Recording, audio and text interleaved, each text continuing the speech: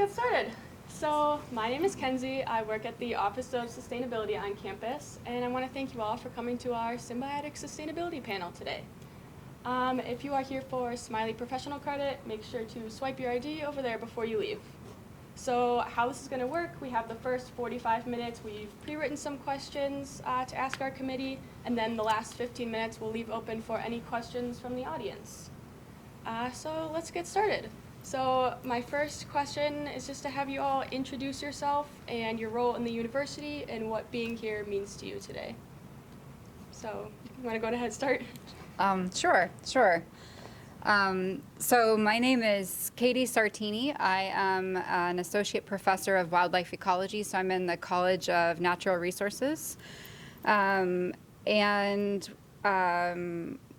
question, what does being here today mean to me? Actually, it means quite a lot, and it means a lot to me because of the focus on symbiotic sustainability. I really enjoy that focus and the idea of sustainability as something that we build together, and it's not something that we do by ourselves. And it also means a lot to me that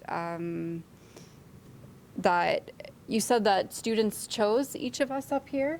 Is that right? Mm-hmm. That means a lot to me too, because I work really hard to focus on symbiotic relationships, although I don't necessarily use those words. And the way that I teach, and so that meant a lot to me to be invited here, to be able to talk today. So it means a lot just because of the focus of the spin on sustainability, I would say. Yeah. Can everybody hear that okay? We're trying to use our outside voices, but it's a little awkward sitting down. Okay, perfect. Thank you. My name is Diehm, and I teach philosophy. I focus on environmental ethics, teach animal ethics courses as well. And so my role primarily is as a professor of philosophy. And it's similar to Cady. Like the thing that is most meaningful for me about being here is just the feeling that that you are making some kind of impact in people's lives, that people notice, and that your contributions seem to matter. It's just an honor to be asked to do things like this. I think most of us, you dedicate your professional life to various sorts of subjects and sort of teaching about various things. And to kind of get any kind of recognition for that is very flattering. And so I take a lot of pride in being a part of this kind of community of people at UWSP who are passionate and concerned about the environment. And it's nice to be just affiliated with folks who also have those concerns and to be included on a group in a panel like this. I've had Kenzie in classes before, and so it was especially nice to get an invitation from Kenzie and Dave in the sustainability office. I consider you all my friends, and so asked to be a part of this is just very flattering and humbling in a lot of ways. Hi, I'm John Lynch. I'm the director of bands at UWSP and professor of music. I'm really happy to be here and representing the College of Fine Arts and Communication. I'm new to campus, relatively new, and this is a little outside my comfort zone, but definitely a topic I feel really strongly about. So I'm also really excited and honored to be here as part of this. I think sustainability is one of the greatest challenges of our time that we're living in now, and really important to talk about these things, and I'm so glad this panel and this event is happening. It's raising awareness, very important issues.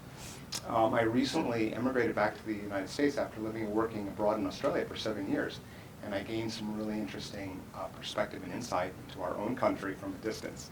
And Australia is a place that's geographically isolated, so they're very outward-looking and connected globally, whereas we Americans tend to be a little bit more isolated and think we're the center of the universe, which we're not. So this idea of connectivity is really of interest to me, and also sustainability. When I moved to Sydney, I gave up my car entirely as an experiment. I'm like, to reduce my carbon footprint, I'm going to see if I can do it.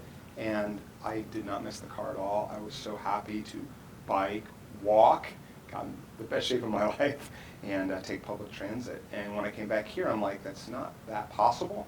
But I decided to go fully electric with my primary vehicle, so now I'm driving an electric car and little things like that. And I'm trying to be very aware of that. And in my field, connectivity is very, very important. We as artists are always outreaching and working with other people. So I can get into more of that later, but I'm very happy to be here. My name is Annie Wetter, and I'm a professor of nutrition. I teach in the School of Health Sciences and Wellness. And in contrast to John, I've been here over 20 years. So I've been here a long time, and I really enjoy my job, and it's changed over the years, and I wonder if maybe I was selected because of the theme of symbiotic relationships, because one of the other things that I do is I am director of graduate programs in the school. We have a sustainable and resilient food systems master's degree, and also master's in community and organizational leadership. So I think that's kind of where my background intersects with the theme today. And you know, what being here means to me is it's a real honor and an opportunity, because from my life experience, it's these kinds of forums that can truly change lives. And I don't know that I've ever been changed dramatically by attending one of these forums, but my mother was. And growing up in the San Francisco Bay Area, my mother went to a lot of university events at Stanford and at Berkeley, and it was at one of those community forums that my mother was transformed into an environmental advocate. Actually, more than an advocate, I'll say an activist. And she ended up founding a few nonprofits in the last 20 years of her life, and was successful enough that Chevron Oil sued her in one of her nonprofits. So that was great, and I hope she's looking down on me today and saying, all right, you're carrying on my legacy. And I hope that some of you hear something today that allows you to carry forward with some confidence and some passion. Okay, that's wonderful. So I just want to begin by thanking the panelists for getting started. I kind of set it up this way, where I asked to sit back down here. I am Vonne Cornell-Swanson. I am the new provost and vice chancellor here at UW-Stevens Point. I've been here since August. So I too am honored to be here. What it meant to me, first off, to be invited is anytime I receive an invitation, especially for events like this that support not only campus initiatives but students at large, I am really excited to come. In my office, I don't have the opportunity to talk to very many students, so this is a privilege for me. I think the other thing about being honored about this is an area that I feel really passionate about. I did not develop this in college. These kind of programs weren't available back then. I won't dwell here, but I remember we were encouraged to turn off the lights, keep the heat down, not to run the water long, take short showers, but that was to save money. It wasn't about saving the environment, right, and creating hope for the future of the environment. So to see that transition of a lot of those practices or habits that I grew up with have even higher value, in addition to saving resources for people, which is part of what I'll tell you about later when we talk about my disciplinary background. I also raised 3 children. They're all adults with very similar values. This was a very strong ethics in our house around environmental conservation, really focused on how we lived, how we thought about it. Now 2 of those adult students have gone on, and that's where their professions have taken them. So it's really exciting to think about coming to a campus. When I was looking at this campus in particular, this particular initiative, environmental sustainability, the fact that we have a doctorate and multiple other things, in the way in which it's connected across the curriculum, that's unique for Stevens Point, and it was a real attraction. So I guess I'm also here to applaud all of you, because I think you've done a fabulous work in setting this up for the campus. So I think we'll stop there. All right, well, thank you all for introducing yourself and allowing us to all get to know you a little bit better. And thank you for agreeing to be on this panel in the first place. It means a lot. So we can move on to the next question, which is, how does sustainability intersect with your respective field and in your life? And what is a challenge or obstacle surrounding sustainability in your field or your life? Okay, just How that. much time do you have? I know, just that one question. Well, I'm in wildlife biology and ecology, so for me, sustainability is is almost a definition of my field in many ways. So this is an easy question to answer for me in terms of what it means for my profession, because our job as biologists is to understand resources and to protect them for current generations and for future generations. And that's almost all that we do, is understand resources and protect them, which is a big part of sustainability. And that's literally the first lecture that I give on campus every semester is, what is the definition of sustainability? We go through the 3 spheres and talk about what that means. So in terms of my field, that's one thing. Sustainability in my life is an interesting other mix, because sometimes I think that I'm better at thinking about sustainability in my field, and I forget sometimes about sustainability in my life, because I'm usually so wrapped up in what I do at work that it's hard for me to find the energy sometimes to deal with sustainability at home. And I happen to have a husband who I love dearly, and is not here and is not watching on the live stream, so I can say this, who doesn't understand things like turning off the lights. Like, all I do is, like, we have constant battles about, like, do we need to drive there? Like, do you need all the lights in the house on? Like, those kind of things are like normal parts of my existence. But what I really liked about this question is, what is an obstacle surrounding sustainability in my field? Because to me, I think this is a really good question. It's a deep question to ask, because on one level, you can say that wildlife biology is all about sustainability, and I could just put a period there and stop. But the truth is, very often we get in our own way when we're talking about sustainability and wildlife resources, and we do that by assuming that we have all the answers, and we don't always reach out to other people to bring people into the decision-making process. So I have a good example of this from something that actually just came up this week. I have a graduate student who's, I'm not her major advisor, but I'm on her committee, and when I first met her, she's working with waterfowl populations in Alaska, and as a part of that, she's working with a community where there's a lot of indigenous populations that are subsistence users of those waterfowl populations. So she has 2 different ways she can choose to operate when she's doing her work. She can do the most, well, you can think about this as the most sustainable way, which is the most efficient way, where she does the cheapest thing, where she takes the easiest boat ride, goes directly there, does her work, comes back, gets the answers for her Excel spreadsheet so that she can protect ducks.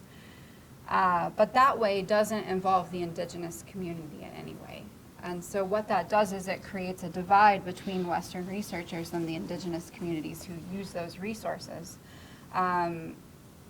She could choose to involve those communities in a more meaningful way, or in any way at all, really. But that causes a little bit more complications. It makes it a little bit harder. The logistics get more difficult. It might become more expensive.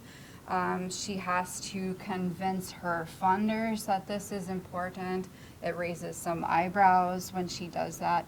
And that's not always something that we want when we're trying to plan projects, because when we're planning projects, we need numbers and Excel sheets, and we need to do it in a way that we can be sure is funded, that we can make sure that the project is sustainable and we're going to get the answers that we need, because we're focused on answers and we're not focused on how we get them and who we're involving, right? So 2 ways to get the same thing. And our problem, I think, has been that we always do the way that, is the easiest, but not necessarily the way that really thinks about everyone else who could be involved. So I think that that's one good example. Another good example is when we're managing public trust resources, we just assume that we have all the answers and everyone else should just do what we think, which doesn't, I think, create a very sustainable way to manage resources, because it doesn't allow for everyone to understand what's going on. And it creates an inefficient system where we're not all playing on the same team. It just creates divides, I think. So That's my complicated answer to what could be a very simple question. Yeah, so my thoughts, within my field, let me see if I can get the phrasing right. How does sustainability intersect with my respective field? I'm in a similar situation to Cady, where like my field is environmental ethics, and so it's sort of the same thing in some definitions of those terms. And so I probably maybe even less than Cady. I don't myself use the language of sustainability a lot. So I use sort of like different sort of concepts in the way that I think about these things. But I think on at least some understandings of what sustainability is about, it's literally what I do from the minute I get up in the morning till the day the minute I go to bed at night. Everything that I've written has been in the subject of environmental ethics, trying to kind of promote what I see as more responsible attitudes towards nature and wildlife. And so, I mean, the intersection is in some sense like absolute. They're just sort of the same things. In terms of like intersections with my own life, I also I kind of take the integration of principles into my life. Like I don't like to be someone who just sort of talks about the environment. I get that that's a way some people can go, and I don't think that people are bad. If they talk the talk but don't walk the walk, I think at least they're talking the talk. But I like to walk the walk as much as I can. I turn off my lights, I ride my bike, I walk. I've never owned a parking permit at UWSP. So, I try to do things like that where I take the personal aspects of sustainability really seriously. In terms of like obstacles to incorporating sustainability in my field, those of you who've taken philosophy classes, like, philosophy is in a lot of ways different than other fields. Like you're not going to have a lab class. So like we don't need lab resources to teach philosophy, right? Which means, there's sort of less resource inputs to philosophy. I don't need to go to Alaska and like spend 3 months looking at the ducks to do my research. Like I could be doing my research. I could while you all are talking, I could be doing my research because a lot of my research is just thinking about stuff. And so I think philosophers probably have the smallest carbon footprint of just about any kind of academic that you would think to have a footprint. But I will say it's easy when you are maybe like on the outside looking in at academics. It's easy to forget that professors, we're not just teachers. Like I don't just come to school and talk to people about stuff and then go home and like think thoughts about sustainability and write them down on my computer. We have other kind of like demands on our lives and our times, kind of professionally, and maybe a little bit less so at Stephen's point. But like we're all expected to do research and to kind of like what you go out in the field and you do things, and those sorts of things. Going to conferences, publishing books, publishing papers. Those all have footprints, and so there's sometimes a kind of conflict between, at least from my point of view, like the things that would sort of raise my professional profile to the rest of the world and the things that make my life more sustainable. So I do, in fact, like avoid going to conferences because I don't like to get on planes. I will only really go to conferences that I can drive to, even if it's like a 17-hour drive. Like I drive rather than fly. But that means like I don't get to go to the international conferences. And so right, that's a personal choice. And I'm able to do that, but there are these sort of like larger kind of resource footprints about any academic's life that individuals kind of have to make choices about, right? Some folks are going to try to prioritize things that will kind of raise their professional profile, but it probably is going to raise their environmental footprint a bit. Some might deprioritize those things, right, for sustainability reasons, and so. There are probably ways in which you could work towards more sustainable practices across all sorts of aspects of academic life. No matter what role your university, what your role is at the university, there will be ways in which you could probably do it better, or that you might have to kind of respond to the demands of your particular role in ways where you might have to make compromises, where your sustainability is going to be decreased because you're making certain kinds of professional choices. So I have, as I said, my tendency is to default towards things that I think are more sustainable, even if they are probably some things that actually hurt my career a little bit. I'm okay with that, but right, it would be nice maybe if you had a situation where you wouldn't have to compromise career to be more sustainable, right? That would be the ideal, is where you could sort of do both things at once. Cool. Yeah. Okay, so in the arts, I think the connection's a little bit more abstract, but as artists, our work is always informed by what's come before, what's happened in the past, while trying to live and be present in our work in the present, but also thinking ahead to how what we do as artists can positively impact our community and society in the future. And included in that is these ideas of sustainability. And I think as artists, we can hold up the mirror to society and say, hey, look what we're doing.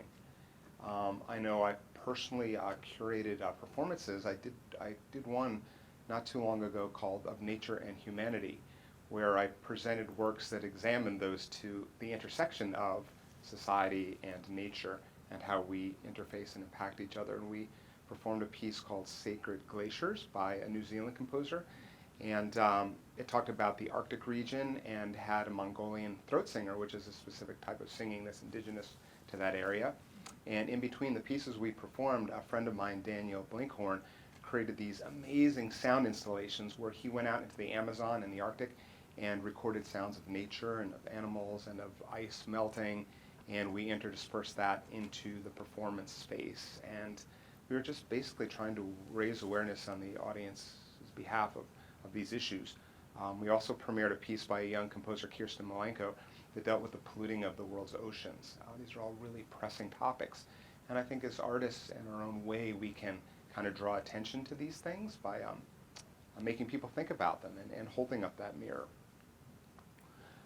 For me personally, I think it's just trying to become more informed about sustainability issues and trying to personally live a life that reduces waste. So very cognizant of the little things like turning off the lights when they're not needed, taking fewer showers, using less water, composting, recycling for sure, things like that.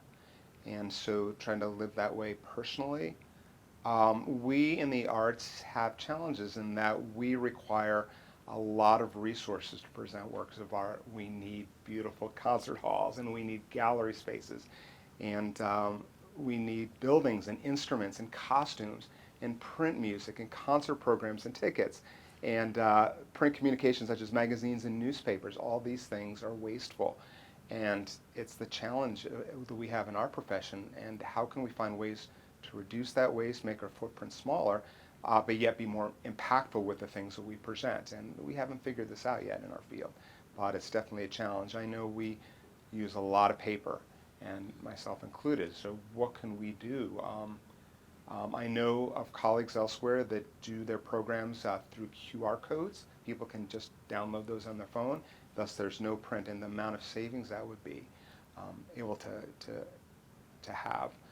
Another thing is a lot of musicians are taking to downloading all their music on an iPad and just reading it from there and not having the actual printed music. I think these are little things we could do that would make, as artists, huge impact. Maybe later on I'll talk about things we are currently doing in COFAC. We have some cool initiatives that are helping in those ways, but yeah, it's challenging. Well, in the field of food and nutrition, of course, sustainability is really important, in part because food has to be produced for us to survive, at least if you want humanity to survive. Some people don't. So some people say that the planet could be saved if all humanity died. So if we're going to survive, then we need to eat food and we need to produce it, and that's a resource-intensive, carbon-emitting process. And so I think one of the big challenges that we have to figure out is how to produce food with much less impact.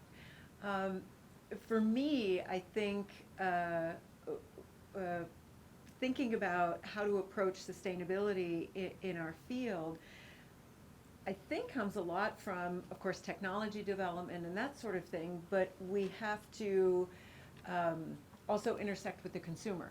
So the consumer has certain demands about what food is going to be, how convenient it is, how accessible it is, what the cost is, and that sort of thing. And whenever we have that sort of conflict, at least in my opinion, I think one of the things that we can do to make that intersection a little bit more seamless is where we try to communicate about the benefits. Because oftentimes when we're asking people to change or make a shift, it's immediately met with negative, like, oh, you're going to be asking me to do that. And also sometimes with sustainability, like all the things that we've talked about, turning off the lights, turning off the water, that sort of thing. There are a lot of people who look at that and say, you know, well, you want me to regress, like I have to, you know, I have to have less heat, I have to have less light. I grew up at a time when, you know, I remember Jimmy Carter wearing his sweater in the Oval Office and asking Americans to turn down the heat. And that whole idea of like we have to suffer in order to preserve the environment and the planet is something that I think, well, it kind of depends on your attitude. And it kind of depends on your perspective. So I'll bring in my mother's perspective. My mother's perspective, she was always worried about her appearance and her weight, and she had to stay slim. And so the idea was like, well, if we turn down the heat, we'll burn more calories. How practical. I mean, that's the household I grew up in. And so it was all that is, you're doing the same action, but you're reframing it. And you're taking it from a negative, I am going to suffer, and you're turning it into a positive. And I think for a lot of things related to food, when we want to eat more sustainably, a lot of people view those changes as inconvenient, too expensive, and there's a lot of negatives that they see associated with that. And I think one of our big challenges is to try to reframe some of the shifts that are going to happen in our food production and our food consumption habits and turn them into a positive. And I guess one of those would be, for example, we're going to see a big shift in who produces food. About a third of U.S. farmers are over the age of 65, which means they're going to be leaving. And the barrier to entry into farming is that it is a huge expense. It's a huge upfront expense for somebody to enter into farming. Well, what's an affordable way to get into farming? Small, diverse, agriculture. And so what we do is we have this challenge that is very difficult to overcome, and we create create an opportunity. And those small, more diversified farms are more sustainable. They're more ethical, they're more environmentally friendly, they contribute to a more resilient food system locally that's less susceptible to disruption from supply chain issues, and they create better access to healthy food. And so you can look at something like that and say, all right, how do we approach the problem and look at all the positives? And I think if we focus on sustainability on that instead of sort of the disaster, panic, fear type of framework that often is seen from this challenge, like some of us said, this is the biggest challenge of our time, the most important issue of our time. A lot of fear goes into that, and instead we can say, how can we live better for ourselves, if that's the framing that gets us motivated. Okay. So I love sitting in this spot because I get to draw some connections to some things I've already heard. And I think maybe now I have a better understanding if you were looking at my background when you invited me to do this. So my disciplinary backgrounds, there's two. I started out in social work, and I had quite a significant career in social work, and then I went back. I did a master's there, and then I went back later on, and I pursued a master's and PhD in cultural and linguistic anthropology.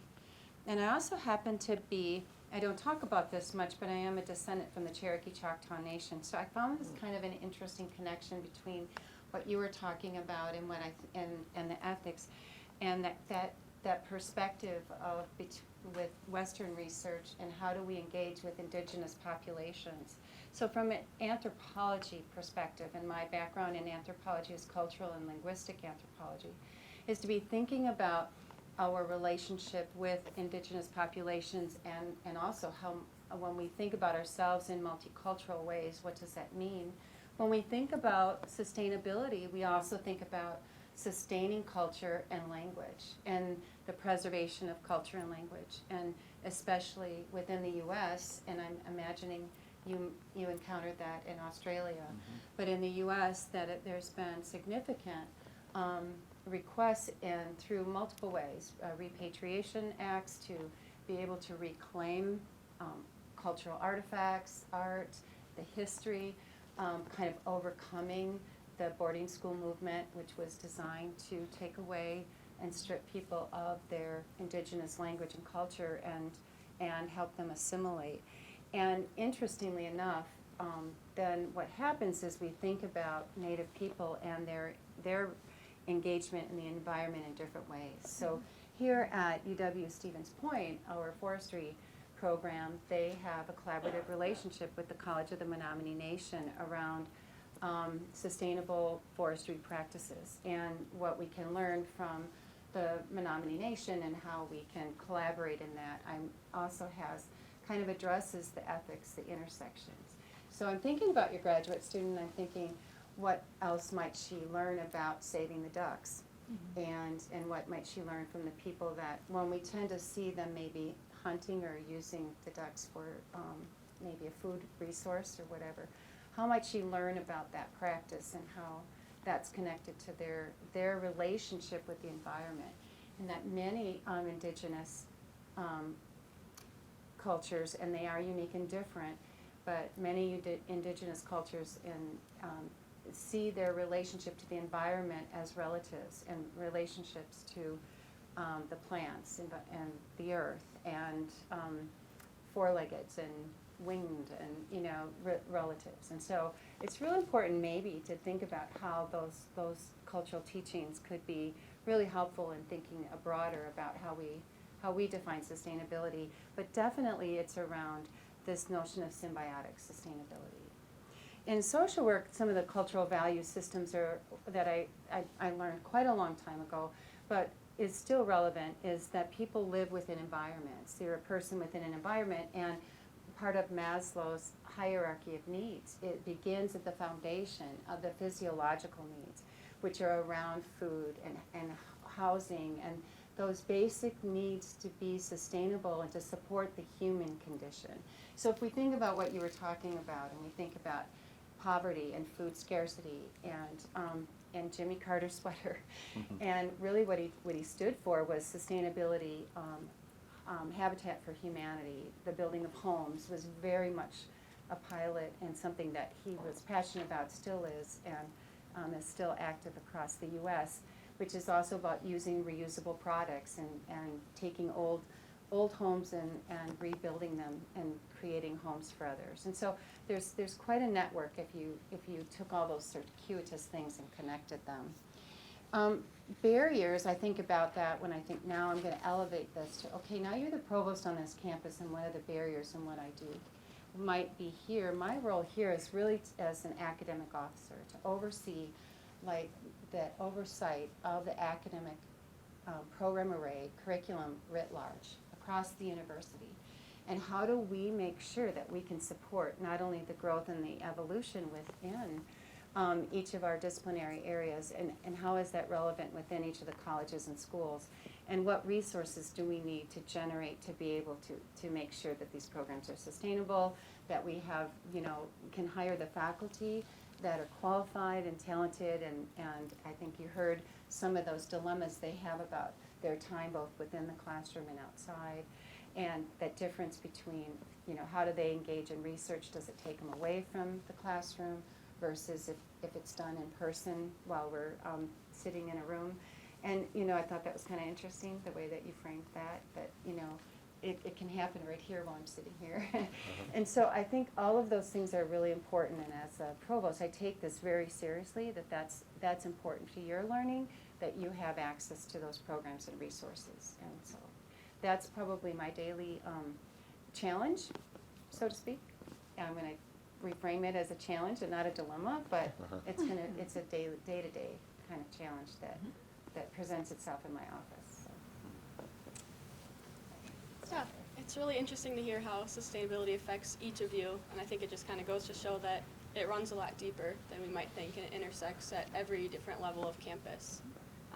So the title of this panel, Symbiotic Sustainability, surrounds symbiotic relationships. And for those of you who don't know, that means a relationship where each of the parties has a mutual benefit for each other. So my next question, I'm going to kind of combine a few of them. But what would be your interpretation of the symbiotic relationship between the campus and community? More specifically, what do you and your department do to strengthen that relationship, and how do you use your influence to empower others? Okay, so a lot there also. And when you sent these questions in advance, I have to tell you this question about what we do to develop a symbiotic relationship with the community. This is the one that I most wanted to be sitting in the audience for, and not one that I wanted to be answering myself, because I have a hard time. Sometimes I think, especially as a professor, we get wrapped up in just our job, and sometimes I think we just get busy and we just this is what I'm doing, and all I can see very often is just literally what's right in front of me. And so it's hard for me sometimes to know the really, really exciting stuff that's going on. So it's hard. I was like, oh, what are we doing? I do want to know. I do want to know those things. So to me, a symbiotic relationship between the campus and the community would look like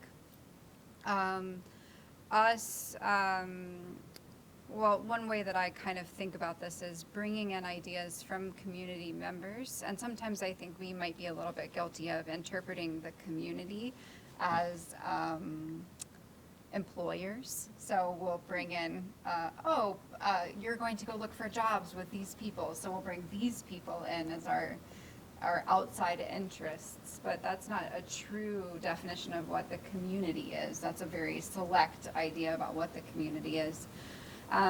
But bringing in community members widely and then sending students out into the community widely and having a free exchange of ideas between those two bodies and not just limiting it to professional interests. Does that make sense? So we do, however, I think some interesting things that I do really enjoy that have to do with building student understanding of, especially around the ideas of culture and what cultural impacts of things like climate change might be. So a good example of this is a class that we're actually, this is fun. I can actually tell you guys about a fun thing that's happening in the fall. So this is a class that we teach in the fall. That's actually a field class in the Ashland area. So we picked an area in northern Wisconsin that's particularly sensitive to climate change, right? So it's right on the border of where there's a lot of range changes there in northern Wisconsin. And when we conceptualized this class, we thought we would look at climate change from the impacts of climate change on resources. So we said impacts of climate change on water, on wildlife, on forests. We also look at it on infrastructure, and we talk about policy. But we have a very specific and intentional focus in that class on the impact of climate change on culture. So we frame that whole class and the impact of climate change on those specific resources from the lens of what does this mean to the human beings who live and work in that area. And so what that means is we partner with the Nature Conservancy and learn how the Nature Conservancy is addressing climate change. But we also talk to tribes about what that means for when the forest looks this way and it's going to look different. What does that mean in terms of your cultural resources? So we actually go out on the rice beds with the Bad River tribe, and we talk about what rice means to them. And that's different than saying rice will be impacted by climate change, and that's the only thing we talk about. So I think, again, an important part of understanding sustainability is understanding that it's not just about the beings, right, or the species or the resources. It's about the people who use them. And if you can't make those things relevant to the people who use them, then you're not going to be doing very much good, because you're just going to be giving people a bunch of facts that don't have a lot of meaning. So the value of that relationship that we've built with that class is that it builds those ideas, I think, in students, but it also lets the community see those students as well, and see that this is something that's important to us. So it helps the relationship between UWSP and the community. And it's more meaningful, because instead of me standing up there in a PowerPoint saying, and there was a flood and someone died, we're actually there at the bar where there was a flood, and you're literally listening to the landowners who were there, and seeing the pictures, and you're talking to the county forester who is now in charge of rebuilding an entire harbor, a county forester who could be any one of you, who is now in charge of rebuilding a harbor because there happened to be a flood there. A big one, you know what I mean? So that type of thing, to me, that idea is reaching out into the community in a meaningful way, and not just saying we're connecting with the community as in we're bringing in people who you're going to work for, and that's all that we're doing. Like, the community means the community, and I think that's an important part of what we should be doing. There were a lot of questions in there. Is that good? Is that sufficient? And we're a lot. Okay. It's your turn. It's your turn. I thought you were going to answer that differently, because I just was at a talk that Cady gave 3 weeks ago about all the work that they've done to secure bear population. It's like all of the research that's been done in the state has been done by Cady, and I thought, geez, like you've got a this is a softball for you. That is a gross statement, but thank you. It's like 70% of the research that's been done has come out of this university. Yeah, but not by, okay. Not by you, but I mean by yes, you and your by people. my program, yes. Yeah, I mean, come on. Not by me. I'm saying it's pretty impressive. In terms of the relationship to the community, it's one of the things that I really like actually about teaching at a public university, is that part of our mission is to be sort of community focused in the things that we do. And so, from my departmental perspective, it usually involves using whatever sort of like research expertise that we have to engage the community. Right? Sort of, it's primarily like educational efforts where we try to involve sort of people beyond the campus in the sorts of things that we are able to do. And so that usually, takes the form of some kind of what would be a more traditional kind of academic looking sort of thing. It might be a panel, it might be a discussion, it might be on campus, it might be off campus. But we are very active in I forget the name of the speaker series, the one that they have down at the Portage County Library. I forget the name. I think I should know that. Yeah, but it's part of like a larger series that happens every year. That's something through my college. I forget the name of it, but we do. What's that? The community lecture series. So yes, thank you. Everyone knows this more than I do. I have participated in that, but personally, I have done. I don't have a number to give you, or I wish I had some stats about this, but almost every year that I've been employed here, I've held a public, like a community-wide open event involving speakers. So they sometimes involve more academic sorts of things. We just, like a week ago, 2 weeks ago, held the 50th anniversary of the discipline. The birth of environmental ethics was here at UWSP. And so I think we had about 250 people attend that, but many of them were not students or faculty. They were just folks from the community. There actually is a lot of connection to the community through that program. One of the panelists was a guy, who was like the founder of the MREA and the founder of the co-op. So we try to get programming that will bring people in and connect us to the community, be of value to folks, not just those on campus. We've had speakers, we've had Ojibwe tribal members come and give talks about wolf hunting. We've had academics come and do things. We also support a lot of those sorts of efforts of other programs and departments. We really try to emphasize diversity and inclusiveness in places where we can do that. And so I think that's really the primary way that we've tried to sort of live up to that aspect of our mission. I'll also say individually, I've tried to do that I've also done volunteer work, like academic volunteer work with organizations like the Nature Conservancy, and my department is always supportive of that. And so, personally, I think that's one of like the greatest things about life as an academic is that you can find ways to make what you do relevant beyond the classroom. Philosophers sometimes like we have to work to convince people that what we do is relevant. A lot of people think philosophy is not relevant even in the classroom, let alone outside of it. And so sometimes you have to do a little bit of like prodding to convince people that what you've got to contribute is relevant. But if you can do that effectively and you can build those relationships, it is really a very rewarding part of what we do, I think. Cool. Okay, this is right in our wheelhouse for artists and communication. Obviously, what we do is about communicating, and in the arts, I think music visual art is a way of understanding the world and each other in a way that goes beyond words and understanding at a deeper level that impacts people emotionally, intellectually, creatively. And so that's kind of the world we live in our building. And I look at UWSP and the community as being intimately linked, and we help each other have a better quality of life in our region. And I look at UWSP as a real nexus of creative activity, intellectual activity that benefits our community. And I see so much outreach going on. And I know for us it's huge.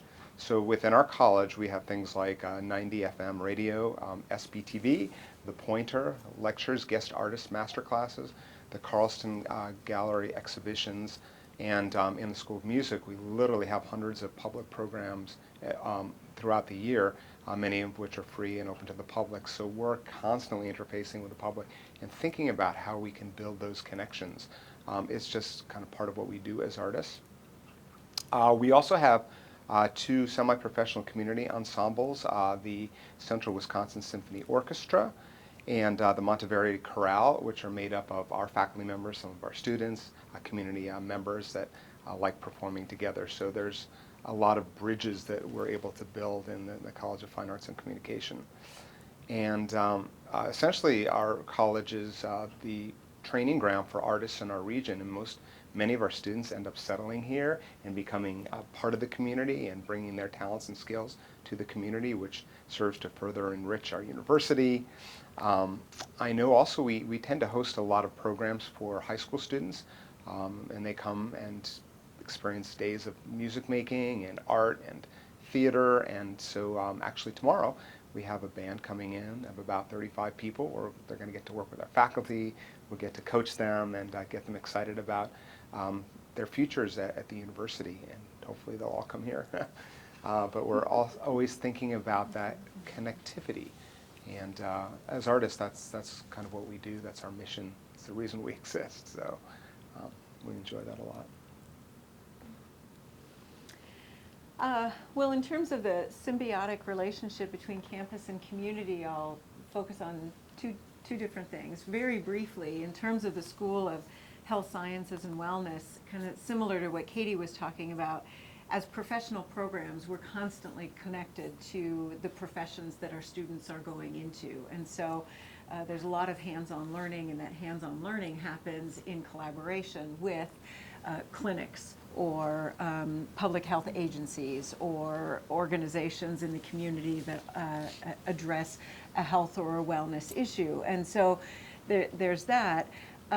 Those are connections that need to be sustained, so established and sustained. And so something else that's been coming up is relationships. And I think that that's the thing that's really important, is that the campus really not shy away from developing relationships in order to identify what are the mutually beneficial collaborations that we can have. And that's kind of the way I think about symbiotic relationships, is instead of putting a biological spin on it, I like mutually beneficial relationships because it reminds us that all of us have self-interests. Everything that we do is in part selfish. And we come to the table because we believe that we have something to gain. It's not that we're unaware of what the others at the table have to gain or need, but you always have to recognize that you're not just there for benefiting others. And that reminder that everybody is at the table in any sort of collaboration, in part out of self-interest, if we can just get over that and not be so shy about that, then that allows us to put everything out on the table and say, here's why I'm here. And then that really allows for much more open and honest conversations about what are the values, the needs, the priorities that my organization, my population, my entity has. And then that allows us to more easily identify the shared values, needs, and interests. And that is what true sustainable relationships are based on, is those shared values, those shared needs, shared priorities. And that's what develops projects or collaborations that have staying power, because they're mutually respectful. And I think Cady, you brought up, we need to understand what rice means to them. It's like, but that's just it. That's a value. And if we don't understand each other's values, then how do we know that we're really mutually benefiting each other in the way that we're moving forward together? And that's really important, is understanding each other. So I think that comes through mostly in our grad programs, because it's part of our curriculum and it's part of the best practices that's emphasized in our curriculum of community and organizational leadership, which is that, you can't, people, or there's a phrase that is not for me without me, which is don't do something to me, for me, without involving me in the process. And so thinking about developing symbiotic relationships more as a co-creation, from a co-creation standpoint, rather than sort of like, well, I've got a project and I need some subjects, which is back to the researcher standpoint. You were coming at it, Cady, from a cultural standpoint, but there's also that, you have a research project and you need volunteers, and you're not necessarily you're not necessarily thinking about the risks or the benefits to those who are volunteering. You're just thinking about the data that you're going to be collecting. And so some of those things we need to check. Of course, the data is important. Of course, the research is important, but the subjects are also important as well. And so thinking about that and having those conversations early. And Cady, also, I really appreciate what you said, is recognizing that those relationships sometimes take years to develop. And I have those conversations with our grad students all the time. They say, I thought I was going to do my project in 3 months, and I haven't even finished the first thing. And it's all because I didn't really know what so-and-so or what this population or what my partner agency really wanted. And now we're back to square one. And it's like, and then they'll say, and I know, Annie, you talked about that, and I know you told me that I should pay attention to that, but I didn't really know what it meant until now. And I said, well, great, that's what being a student is. You learn. And it's okay, so you backtrack, 2 years. And they're like, 2 years? And I'm like, well, how long does it take to build that relationship and build that understanding? And other students in different situations will say, yeah, it takes years. So I think as a campus, that is maybe the thing that we could maybe appreciate a little bit more, is that the relationship with the community or with the communities that we want to collaborate with, it's not going to happen overnight. And even involving students in building that relationship, they might not see the end result, but that's okay, because now they have a much more realistic perspective on what their work is going to entail when they go out and build mutually beneficial relationships. Okay. So Kenzie, I want to be conscious, because I don't want to stand between the group that I know that you probably have multiple questions, and I think that the panel handled that question really well. I would frame that from a university-wide perspective, that when we think about our relationship, and in particular the symbiotic relationship between the university and the community, that is a very broad question, and I frame it around this notion of stewards of place, that all of us are engaged in stewardship of place, and that could mean our connection with economics within the region. you very clearly defined, the community of the arts and the value that that brings. And you tie that in with the learning. We've heard two people kind of talk about listening for that cultural perspective and what was meaningful. And so learning that when we come into the community or we're invited into the community to either engage in research for them, develop programs on their behalf or their request, that we're finding out how that will serve the community well.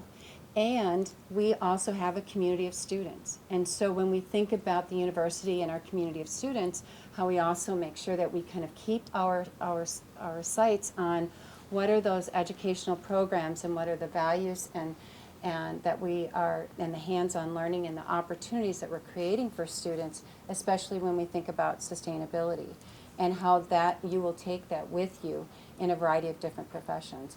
I did, in my role, I looked really, really carefully, like what is all happening on this campus and in multiple ways. In every college, in every school, there's something happening around sustainability that connects the work that we're doing here and connects us to the community. And we have a student government organization that is really active in that effort and has really made that a commitment. So I think we tend to talk a lot here about administration and faculty, but not to lose sight of yourselves in that conversation and the role that you have not only as learners, but how you carry that out in the community.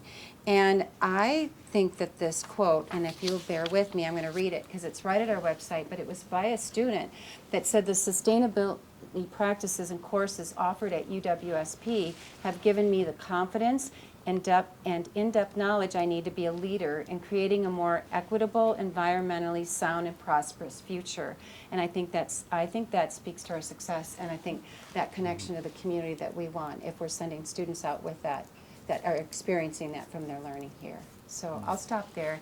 I was trying to be fast there, but we had some great questions. We did our homework.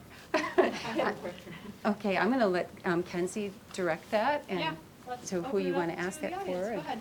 Okay, I was at the first Earth Day in Chicago, and in those days we were more into the social part of cooperation. Cooperation kind of implies a whole bunch of people getting together, and now the individualists have taken over. And for example, there's evidence coming out now that the oil companies are the ones behind the carbon footprint thing because they didn't want us to go after them. They wanted us to do little piecemeal things in our home instead of regulating them. And so, like an example of individualism is a food co-op. An example of cooperation is just to outlaw pesticides. If pesticides are bad for the organic people, they're bad for everyone. Another one is electric cars are probably better than gasoline cars, but a cooperating symbiotic thing is to have a decent, cheap public transportation system. And then the other one is, I guess I did that. But anyhow, the important thing is that for symbiosis, if Greta Thunberg is right, we don't have, decades to play around with these little individualistic solutions. We need laws and regulations, and both sides of the spectrum believe in regulations. They just regulate different things. And so we need to, we can't allow deforestation of the whole planet, and individualistic stuff is not going to stop deforestation and destroying the Amazon and all that. We need to cooperate, have a symbiotic relationship. We all get together, and and a lot of poor people all over the planet are already suffering. So we have to take all these things into consideration. White middle class individualistic stuff is not going to save the planet. We need to have, like I say, a symbiotic relationship, cooperation with everyone, for everyone. That's my fire and brimstone. Some good points. Perfect. Thank you. Can I respond to that? Yeah. One of the things that I really like about what you say is when it comes to laws, that's policy level change. And one of the questions that we were asked to consider as a panel was how do you encourage students, hold on. how do you give your students, what advice do you give to your students that are considering leadership role or wanting to create an impact in their field? And for me, one of the things that I'm really encouraging students to look for is be engaged in policy. Whether it's workplace policy, whether it's community policy, whether it's just being on the school board at your local school. You can run for office, it can be local level, state level, it can be national level, but it's true. It's once you change the laws, then you change how things function in society, and that has sweeping impacts. And so, you know, I think if we can all figure out how to communicate a little bit more effectively about, you know, the issues and that sort of thing, and attend to people's values, and, you know, figure out how to have people see these issues as something that also attends to their values and is important and ties into what's important to them, then maybe we can affect laws that will have that huge impact. And I think your generation is going to lead the charge. Yeah, Really, exactly. I see so much passion, people your age, more so even than us. Yeah, Because our time is more limited than yours. And, we're almost out of here. well, not quite. Wow, that was dark. I have a quick thing that I would add to that. I am a big fan of regulation. This is an argument that I have with my father on a pretty regular basis because my father is at the school that like people will just take care of each other. Like he's a capitalist, so he thinks that it's in people's best interest. I don't believe that's not my personal belief. So that's like our Thanksgiving, we don't talk about it thing. But one thing that I do talk a lot about with my human dimensions of wildlife students is we can use regulations to force people to do what we want, but if we aren't bringing them with us and creating regulations that everyone agrees with, we can write the law, and then the minute the next election happens, that law goes away. So it doesn't have lasting power. A really good wildlife example of that is Earn a Buck. For those of you who are not wildlife biologists, that was a program that the DNR put into place to prevent the spread of CWD, a really important disease of white-tailed deer. So DNR enacted a you must do this. So the idea was you have to harvest a doe before you can harvest a buck. They required it, so they made it a legal responsibility for everyone. That's within their power. And people hated it so much that it was actually written into the legislative code of the state that Earn a Buck is illegal. It's like one of the very few instances of it is illegal to use this in this state because people hated it.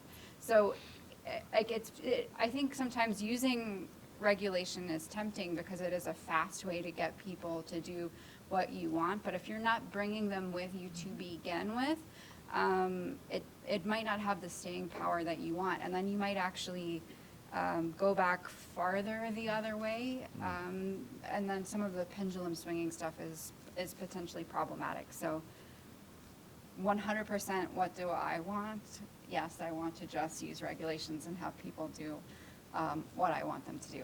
But that is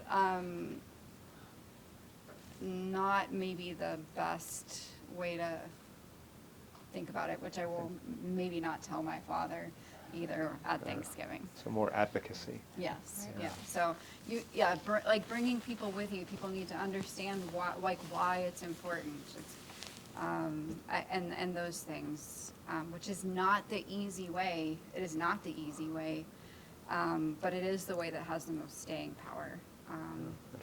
Facts have power.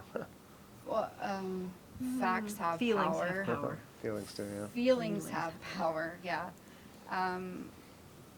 Facts don't have as much power as they used to, which I'm also a biologist telling you that. It's another hard truth that we talk about in class, that it doesn't often matter what the facts are. It matters what people feel and what people think about the facts. And actually the sad truth is too that One of the more recent things that we've recognized about people in terms of like their typologies, like how we can classify their attitudes, is there's a new attitude that we've classified, like I had anything to do with this, that others have classified, which is called anti-scientistic, which very literally means if a scientist says it, they're not going to agree with it. And so what that means is when it doesn't mean you can't work with people who have that typology, but it means you have to be careful about your communication.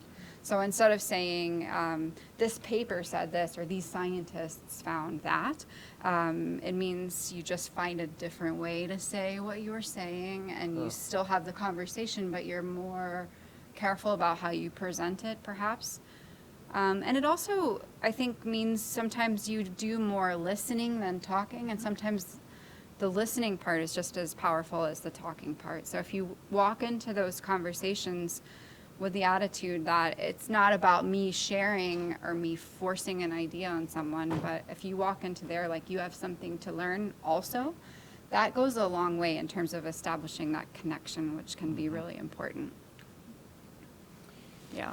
So what I want and what is true are not the same. If I could just maybe connect a couple things, and one kind of thinking about what you shared and how that kind of launched us into thinking about policy and kind of what I would say is macro, looking at things at a macro level and what we can do about that.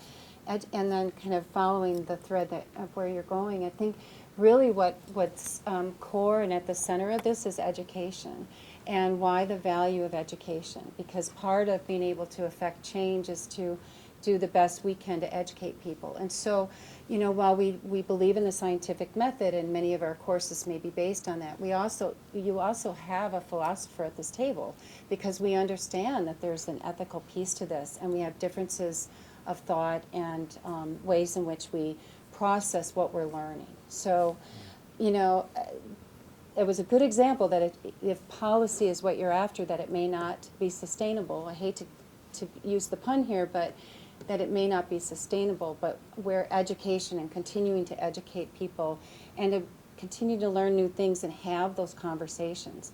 And you ended it well, I thought, when you said coming into the classroom and saying this may be a foundation of knowledge and expertise and experience I have, and I'm also here to learn from you.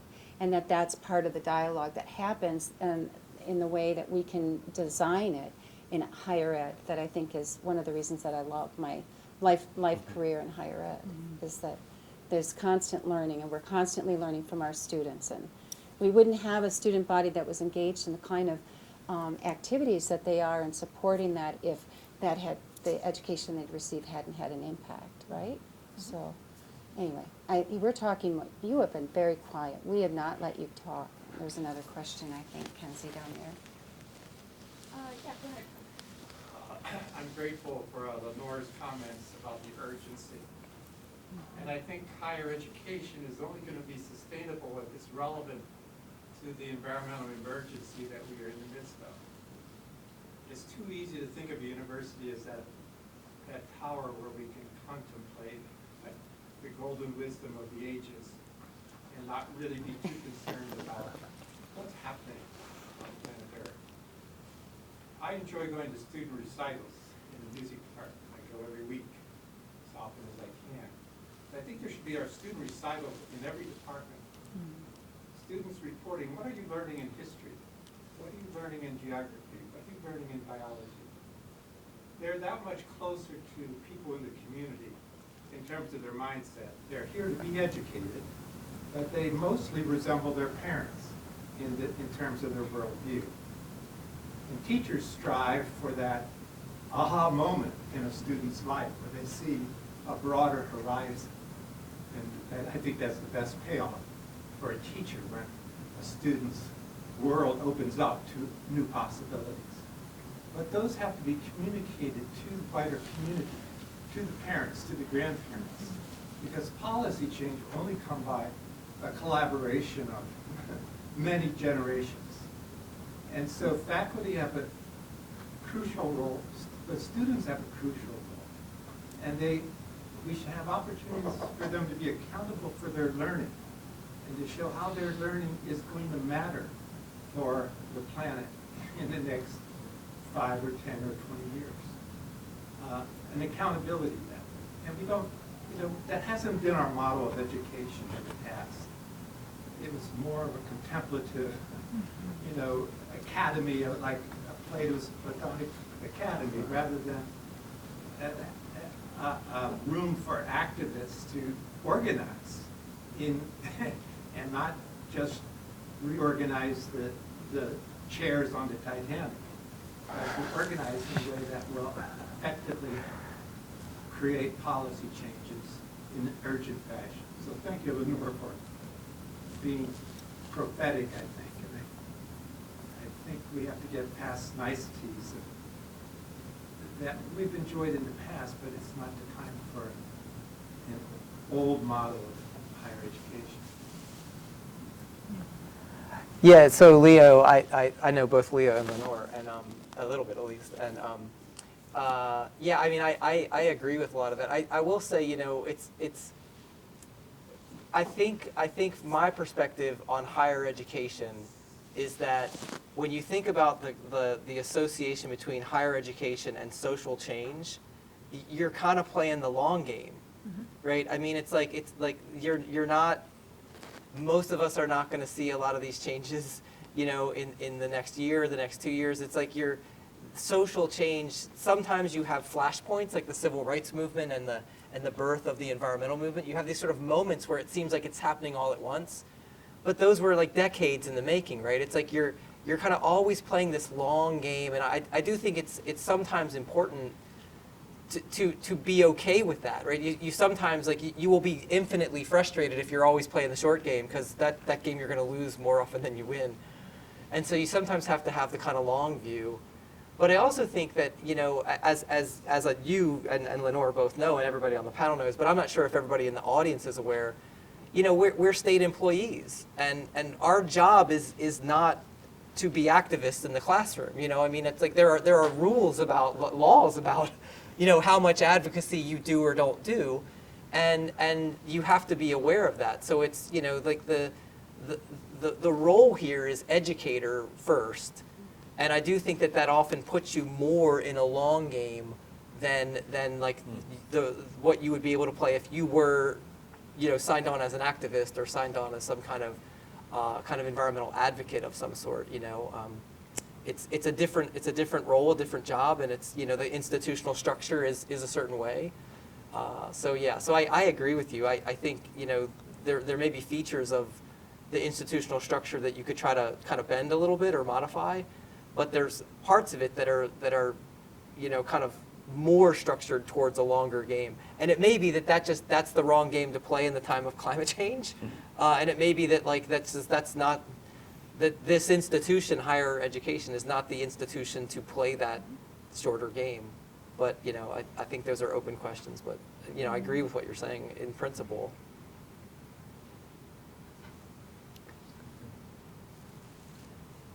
Yeah, I know a lot of people my age, they're either passionate or they're just darn numb about climate change because it's so painful to see the world fall down like this that they just don't know what to do. They're watching large businesses pollute so much more than they ever will. They feel like what they do doesn't matter.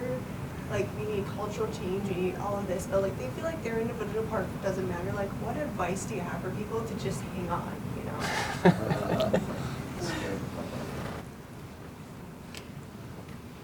I can address that a little bit by kind of using my mother's perspective. And, she talked about how she was involved in all of these social, environmental, and political movements because it at least helped her feel like she was doing something. And at any given moment, she wasn't necessarily sure whether what she was doing was having an impact and where it was going to lead, but at least she was doing something instead of doing nothing and then worrying about it. And I guess I kind of agree with that, which is that, we don't necessarily know what the solutions are, or, the ideal solutions that we could talk about are maybe inaccessible or, too too prone to the next administration that's just going to reverse them or that sort of thing. And so you're right, but at least as an individual you can do something, and I think that's worth it. Can you quantify it? I don't know. I'll give another example. I used to, as chair of our department, we were very passionate about study abroad because it actually taught students more about their own country and their own culture and their own language and their own perspective on the world than anything that they were going to learn about the other country they were visiting for 3 weeks.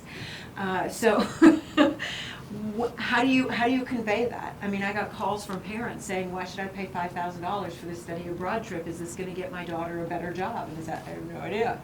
I can't tell you what the exact return on investment is going to be, and I cannot quantify for you exactly what the benefit is going to be. But then, a week after coming back, these students realize how transformed they are. And is that going to be worth it? How do you measure that? I don't know. I know in my heart that's absolutely an impact, and they will be a better global citizen and a better American citizen and a better political citizen and everything.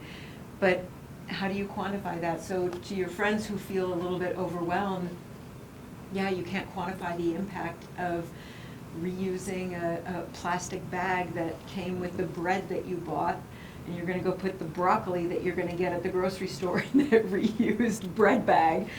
I don't know what the impact is of that, but it's something. And so... And lots of those little gestures will add up and make a huge impact. So to do nothing is probably not the best thing. So you could encourage just the people around you, hey, I feel passionate about this. You should too.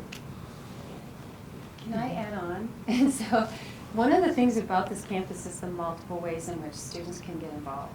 And as I mentioned when I started tonight, I knew. So part of what I'm doing is I started in August as I'm learning as I go. So anytime I'm asked a question, I'm looking it up and I'm trying to find it. And I'm amazed at the variety of things that are happening both on campus and out in the community. There's a whole, we have Earth Week right now, so we tend to see some that it's more visible. But, my encouragement would be when we feel like that there's a sense of helplessness or that there's not much hope, it's, well, where are those people that are engaged and have that passion, and how do we connect them to help to really instill that sense of hope again? And sometimes when we are engaged in that hands-on engagement with other people or through volunteer work, there's a variety of different ways in which we can do that. It's restorative, and it leads to other connections that we may not know about. And so my encouragement with that sense of help, like you kind of talked about it in two ways. Like there's this group that's passionate, and then you reach that point where it feels like, oh, it doesn't look like I can have that impact, or it's almost a sense of helplessness maybe.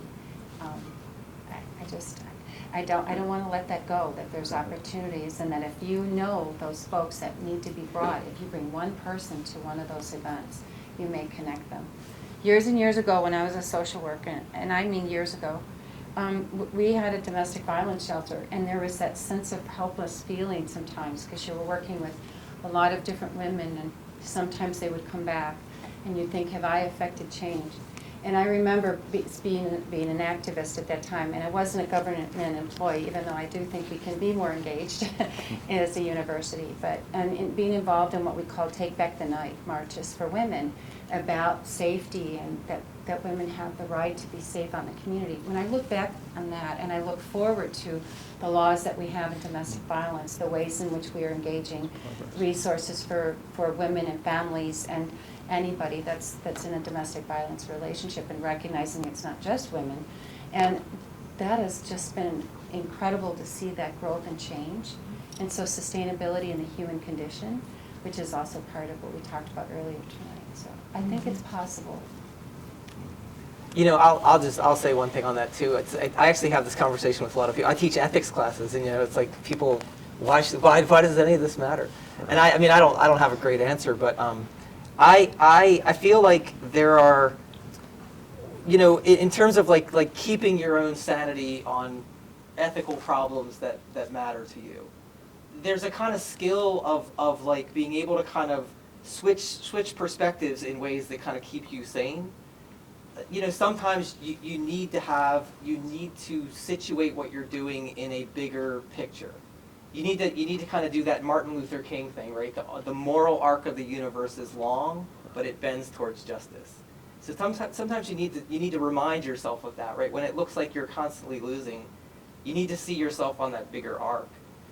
But then there's other times where I think you need to pull it back and say, because like some of these systems are so big and they're so overwhelming, and you know, to think like, you know, the climate change is such a big problem. It's so much bigger than you. It's like it's bigger than everybody in this room. It's bigger than this university.